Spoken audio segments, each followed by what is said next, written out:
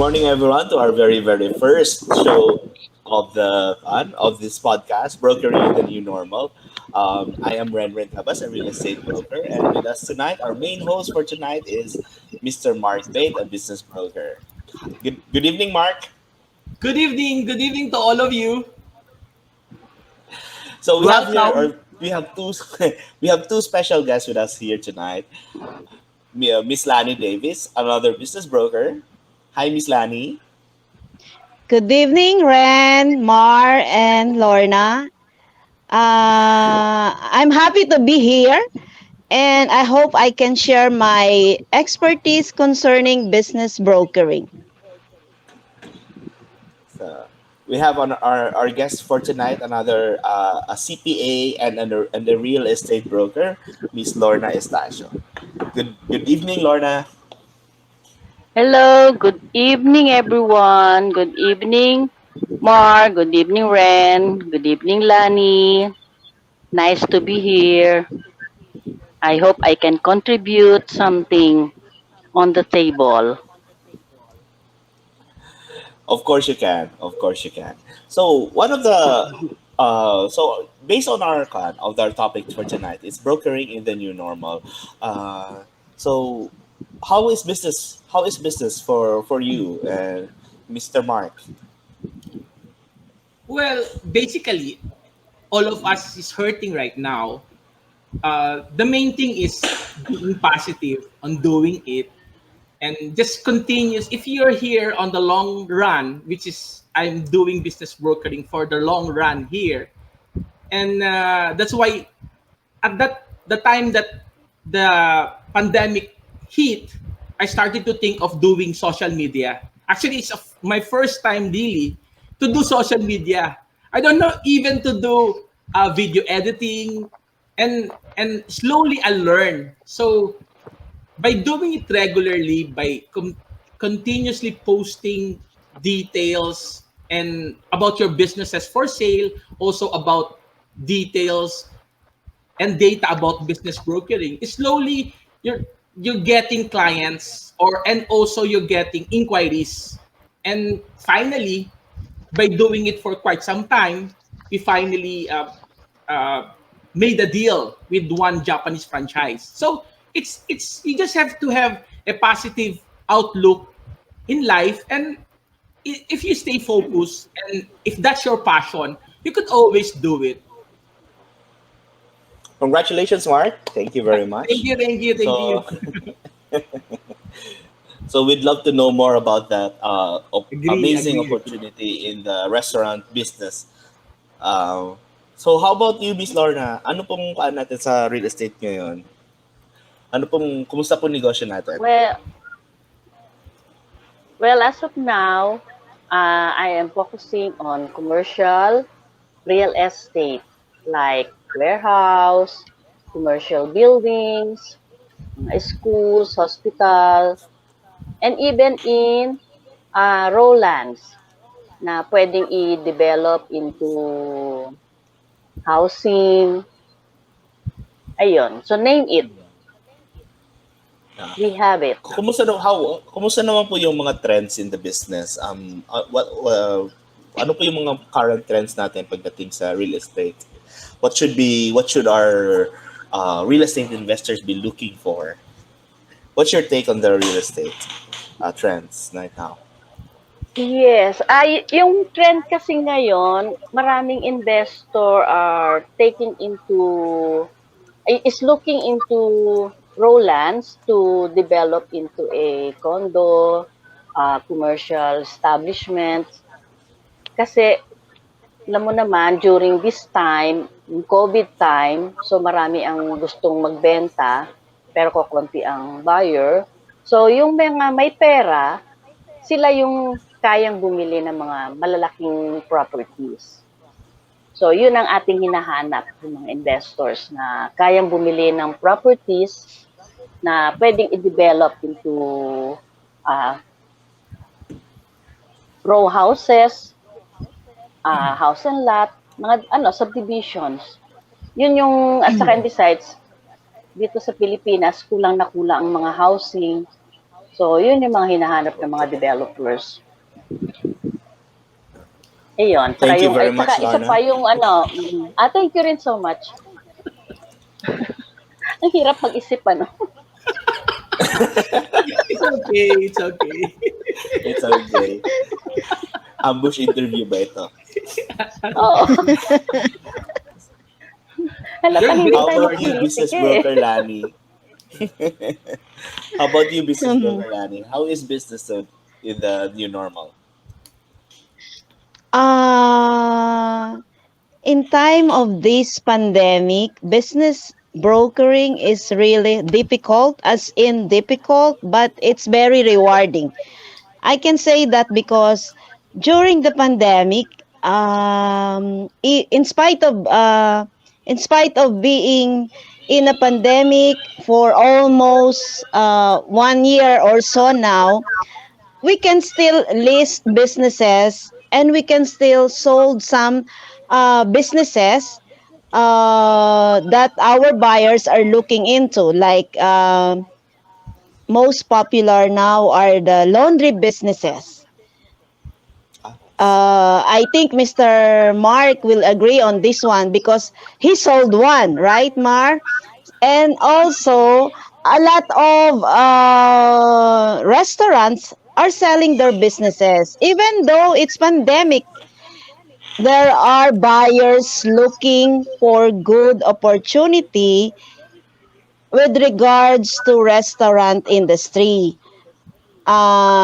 Just like me, I have lots of restaurant that have a good opportunity into some investors. That's why I'm thinking, even though it's very difficult to sell, but it's a buyer's time right now. They are looking for the best business that they can grow with.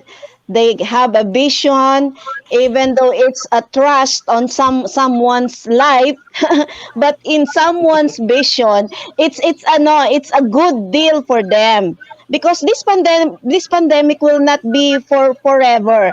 Maybe after 1 or 2 years, we'll be back on track. I mean, we can be back to a new normal life. A new normal means it's a different normal. Just like, for example, all of us must have, of course, be vaccinated to be in a normal life this time. I still enjoying to be a business broker in spite of what I've experienced. I still love to do it. And yeah, it's really, really a good experience. It's just like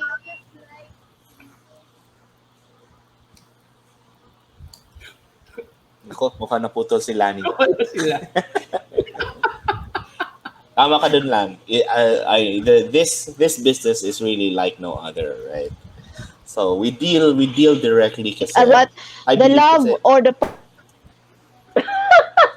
Lani, Lani, are you there? Okay, wala si Okay. Lani. sorry, sorry, It's okay.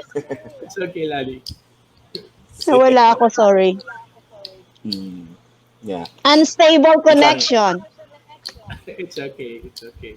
okay lang yun. Stable naman yung lugar mo. Hello, Canyonwood.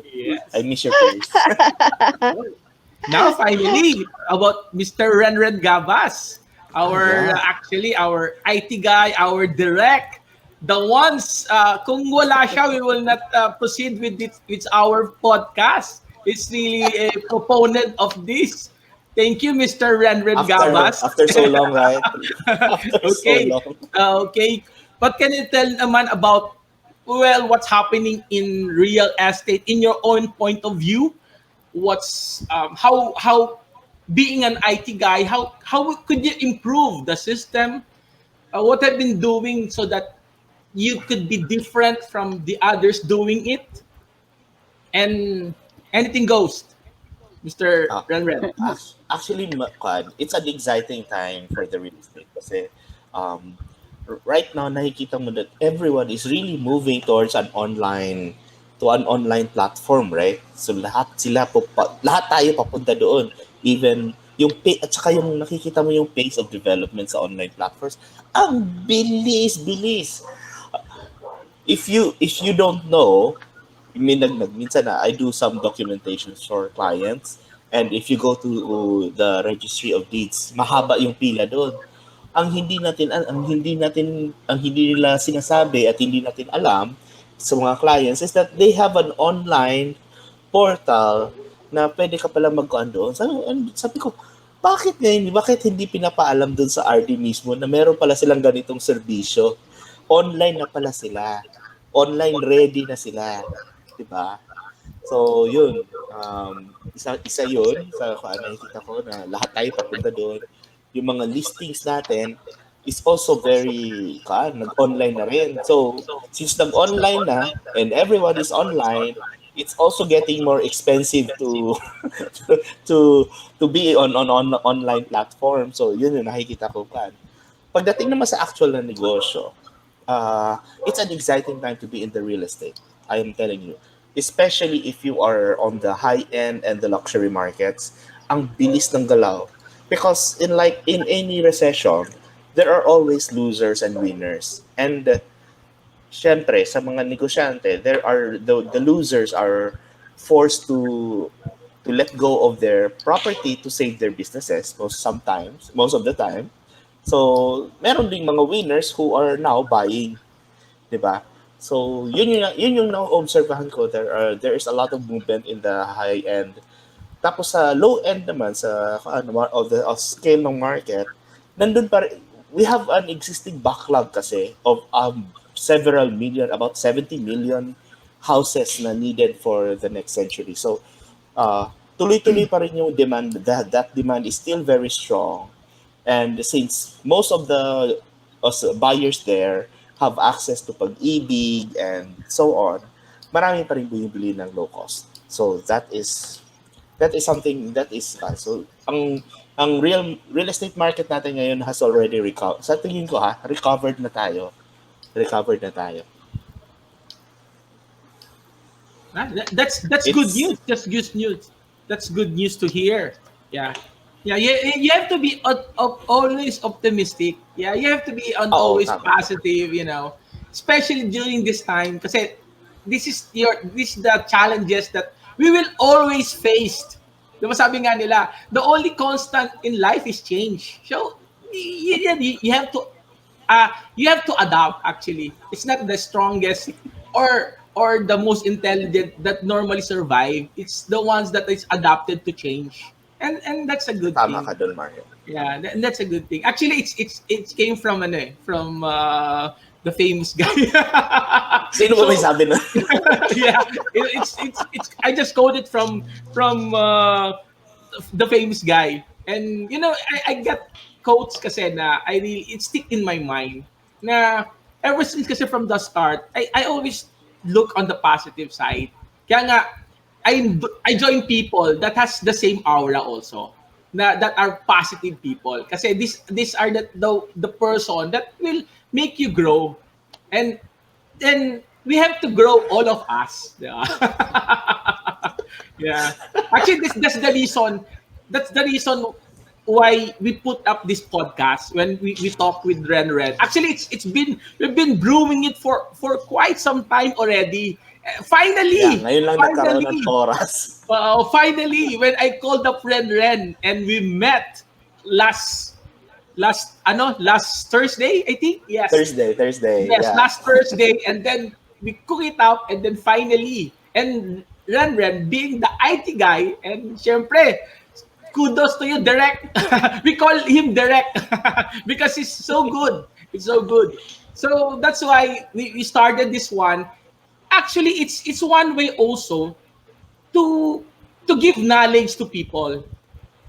Also to impart, also we want to learn, and also to impart knowledge of what's going on, and in a way also to contribute what's happening to the market. That's why we try to differentiate the segment on real estate on the other side, which Renren is doing now, and me, basically because the first time that I was introduced to the business brokering world, from the day one, I love it already. I told myself, I'm gonna do it for the long, long time. This will be the long, kasi basically, I love businesses. I really love businesses. I've been doing businesses, failing, doing it, and just continues doing it. And finally, I find my niche already. So I love doing it. I love explaining it. I love the feeling. That's why I wanted to do it on the long run. It may be hard. Nothing is easy anyway. I want to. That's why we want to do it slowly and get there. Right, direct. Okay. Yes. So we've come to the portion to answer a few questions from the internet. Okay. Okay lang ba sa inyo? Yes. Okay. So most of these questions are geared towards the real estate industry. So I hope you could answer some of our questions from the internet. So um, this one is from Reddit, Reddit na site. So, what condos still good for investment as rental properties nowadays? Do you think they are still good? Yes, of course. Condos are still in because condos usually rises from, let's say, from the uh, commercial centers, sa mga, let's say, malapit sa school. So, who are the buyers of these condo units? Of course, the parents of the college students, the employees working near the vicinity of that condo, because most condos are built in the commercial establishment where mostly employees come from different sectors of life, especially from the provinces. So it's very hard to rent an apartment that is very far from your work. So what is the best location is to rent a condo unit wherein paglabas mo na sa condo mo, andiyan ka nalala. You just have to walk a few meters, andun ka na sa workplace mo. Mga students naman, they will just have to walk a few meters, andun na sila sa loob ng campus. Yun. And besides, let's say you can bring also your family. So instead of going every weekend or going home every month to your family, it's very convenient. Now, if you buy a condo unit, you can have it rented out. So that will be an income for you. That means you buy the condo, it's self-liquidating, in other words. Ayun, that's all. Thank you. Thank you, Lorna. So nice to hear that. Welcome, Mark. Thank you, Lorna. Okay, Welcome, may question Ren. pa. Yes. Meron pa akong isa pang question dito. Okay, so okay. Medyo ito. Medyo technical itong question na ito. Is it still possible to find a buyer this pandemic? Is it still possible to find a buyer for a lot, for a business, or for a house and lot? How difficult is it to find a buyer nowadays? Yeah, Lani, you answered it first, then I'll answer it after you.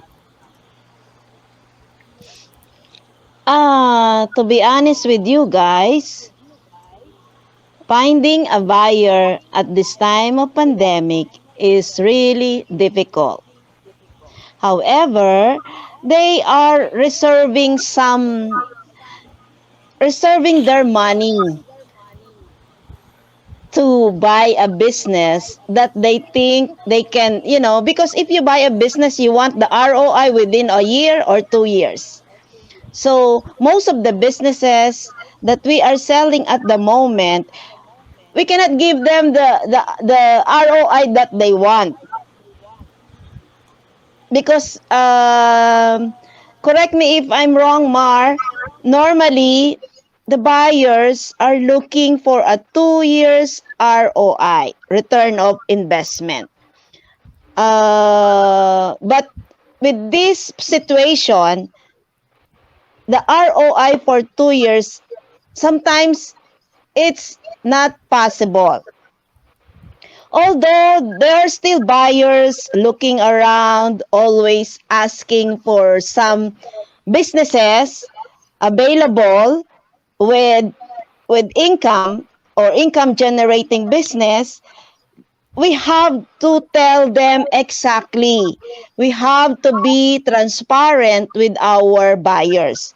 Oh, Mr. Buyer, this business, it will be a 5-year ROI. So they will not expect too much, because if they will expect us that the ROI will be a 2-year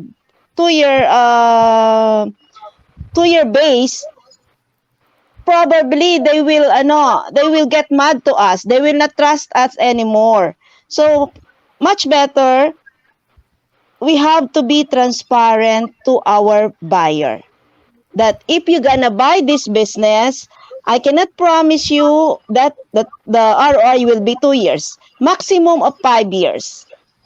That will be best for your buyer. And also, uh, there are plenty of buyers, but uh, they don't want to invest at the moment. Probably by the end of this year. That's only my assumption. Probably by the end of this year, because I know naman this pandemic will end up soon.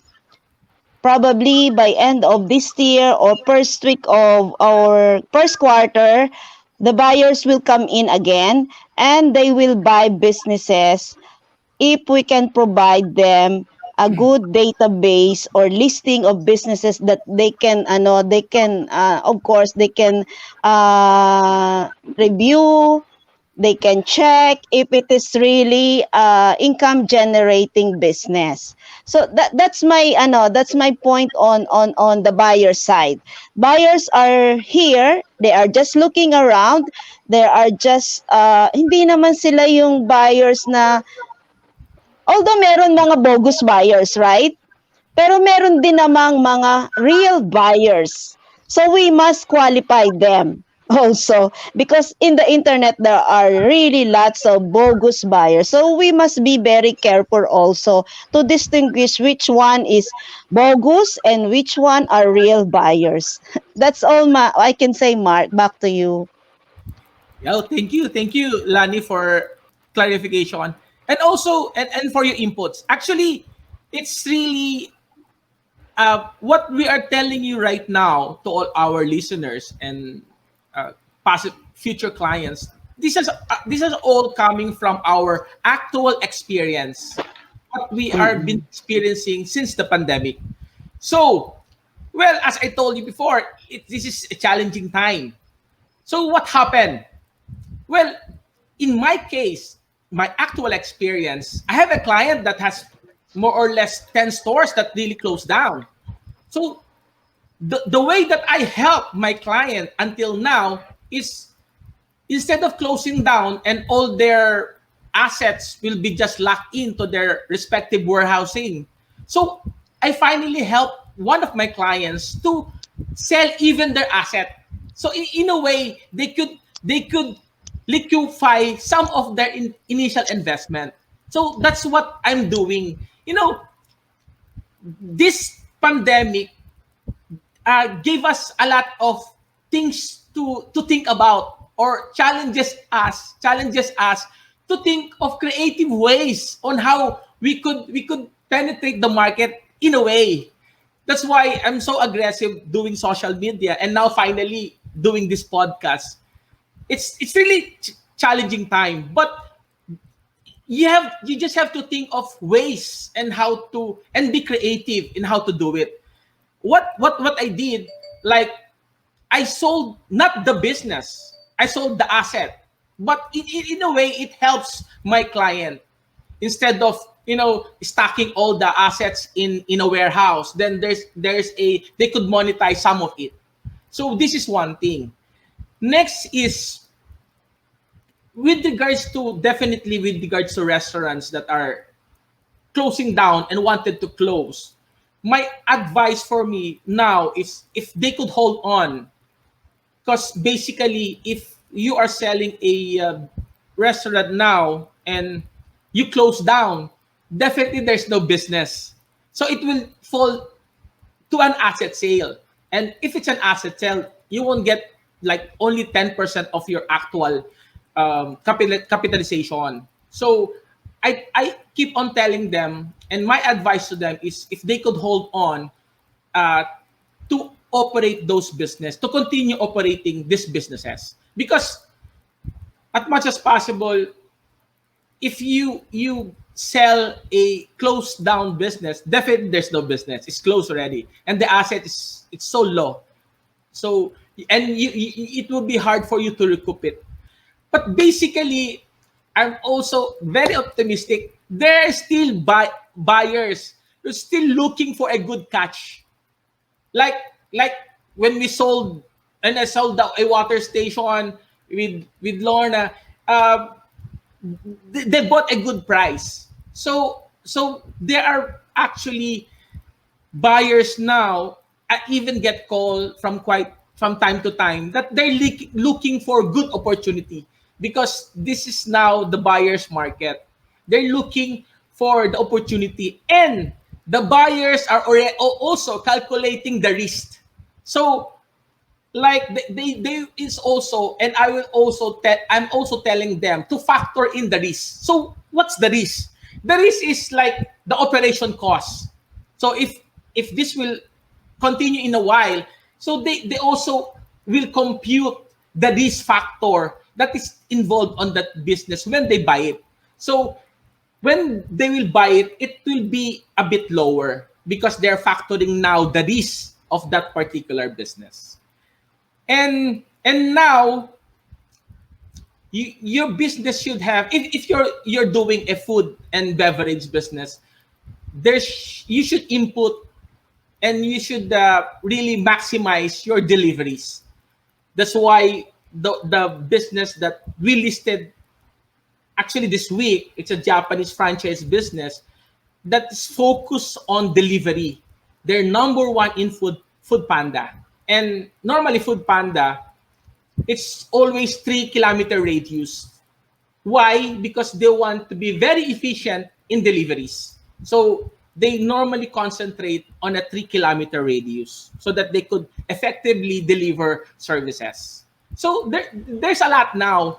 And it's picking up because I get a bit of inquiry now regarding businesses. Just continue to educate the public, and this is one platform that will help also the public to know what's really what's the business brokering world and what are really the business brokers are doing now. So that's it. Actually, it's one one actually actual experiences that we are sharing now. Thank you, Lani and Mark. Actually, Mark, I'd like to discuss more on what you on the later portion of what you shared. You mentioned about this opportunity in the restaurant business. So, can you tell us more about this Japanese restaurant?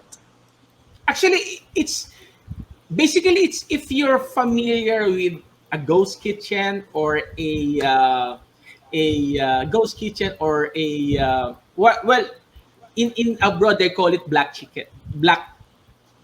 kitchen. it's just take it just It's serves just takeout, right? actually it's just starting out as a commissary, just having a Okay. commissary because they normally focus on selling the business. They normally focus on deliveries, but Okay. there's an option as well. If client will also ask for a dine in, then it's also possible. It's just that because of this pandemic, because of this challenging time that we're facing right now, they are more keen on the deliveries because definitely the return of of investment is greater, and the investment requirement is so minimal, because having a simple kitchen setup, you could already do this business. So that's what I'm happy about it. And because they have already this track record with Food Panda, and Food Panda is normally known really for they're really good in food deliveries. So this is one way na we will explore, and within this week we will come up with the whole package, from the initial capitalization to total capitalization, to operation manual, how to go about it. So we will do this complete data within this week, and we will plug it continuously. So this is a franchise. You're selling a This franchise, is right? this is a franchise. Yes, we're selling a franchise, and it's so Uh, reasonable, so reasonable, and it's an authentic okay, so Japanese restaurant. Oh, sorry, it's an authentic Japanese franchise that focuses on deliveries, and it could be also in the future. It could be also a dining one, a dine in restaurant as well. so hindi pa kayo ready na you're still preparing the We're package still together, right? preparing. We're Right still now. preparing. Okay, So so I wanted to when will complete people the start to call data. you? Yeah, yeah, sure, sure. I wanted to complete, but that's why what I'm telling now is it just a ticker. Uh, Oh, Although just I a might, teaser. Okay. yeah, I might plug it in my Facebook account or my Facebook social media, but more as on a ticker for information drive. That's why now I'm calling few of my existing clients, and also business brokers like Lani. So we could help each other in a way. Networking, it's really normal. Even in real estate world, networking is really, it's one way that you could help one another. So how about you, business broker Lani? Do you have any teasers for us? Do you have any Yeah, upcoming exciting listings that are upcoming? I would like to.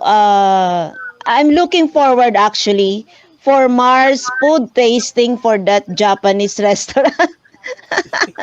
Ako- I know that Mar is preparing for that event, that if I have a client, I can bring them over so they can taste the food. So in So that it's like sense, they, open house, but for a restaurant, right? yes, for food tasting. So we can For attract the you, Ren, I will open clients. it up.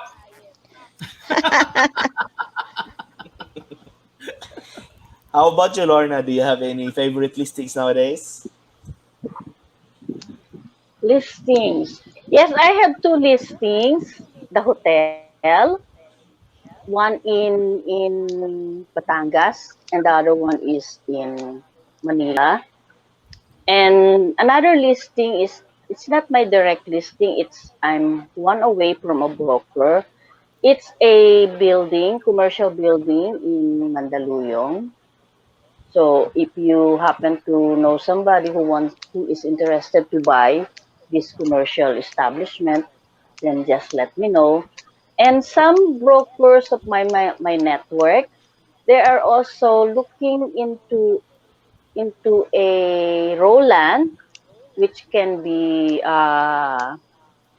developed into a housing or condo. So there is a lot of opportunity. If you happen to know somebody who is selling Rolands or commercial, just let me know. How big? Thank How you. big, Lorna? How big is the Yung Roland that hotel. they need? Yes. Uh, No, the the Roland Roland. is, let's say, around minimum of 5 hectares. Five Okay. hectares, yes. That can be developed into a subdivision or commercial like resort. Yun. Ah, yes. Okay. That's good. That's good. Yes, okay. That's So, good. That's good. Thank you. ako Thank naman, you, I have a Lorna. favorite listing. What about you, Mr. Actually, Renren? yes, I have a favorite listing nowadays. I call it the charming house with a great forest view in Canyon Woods. Wow! Yes. Yes, yes, yes. So Very that's one of my beautiful favorite house. listings nowadays. Beautiful house. So it's a very very beautiful house. So Yes. 18 million. You are far away. It's a refuge away from all this negativity and all this craziness without the pandemic. So if you're there, you'll be relaxed. You will feel nature. You will you will eat you will eat the food that grows in your garden. Wow, nice. So That's so if good. you're ever interested in this 18 million 5 bedroom house, call me. Yeah. Can we do the podcast there, Renren, one of these days? Of course, we can. We should do one of the Yes, episodes we could there. do one. That would be exciting. We should do it I soon. want to visit We're that about to one. sell that property. Yes. That's good. Sige. That's good. Maybe we can have that staycation. Eh, Yes, anyway, Lorna. so anyway, it's been a wonderful night speaking with these guys. Meron pa ba kayong plans? Do you have any last words for our audience? Mark? Hi. Hi. Well, now it's finally we did this podcast, and I'm so happy to tell you that we're really working hard to make this possible, and also now that we're really first time that we're gonna share what's happening in what's business brokering, what's happening in the business brokering world in the Philippines. So we're happy to tell you all the experiences that we've been having, and also all the knowledge that we experience, and also the learning curve that we're still experiencing until this day. We wanted to share it to you. We also wanted to give you the insight. We wanted to give you the right information, basically, and how you could sell the business. It's actually in my YouTube channel. It's like you could just, but I'm plugging now, Mr. Red. You just type in business broker Marc Bate, and you could go to my channel, and I have clips there and how to do what's business brokering, how startup versus selling a business, versus starting a business, and other things. And this one is really we're gonna create more information as we go by with this podcast, and give you the latest things that's happening, and also the our latest listings that we have in terms of business brokering world. So thank you. How about you, Lorna? Do you have any final parting words for our audience? Um, Hello everyone. So this is Lorna again. My parting words for you is, if you have any questions, just feel free to contact me. So if you want to sell your property or you want to buy a property, just let me know. I'm just a phone away. Thank you. Thank Thank you, you, Lorna. Lorna. And finally, Lani, your words, your parting words. Well, thank you very much for inviting us over. Thank you, Ren. Thank you, Mar and Lorna. Thank you, Lani. I hope to see you next week and discuss more inspiring stories between real Yes, let's do estate this and again. business brokering. Yes. Good night. Good night, Yes. everyone. Good night. Thank Good Good you, night, night. Mario. Good Ren. night, Thank you, Good everyone. Mark. night. Thank you, Good Bye. night. Bye. Bye Bye. Thank you, bye. everyone.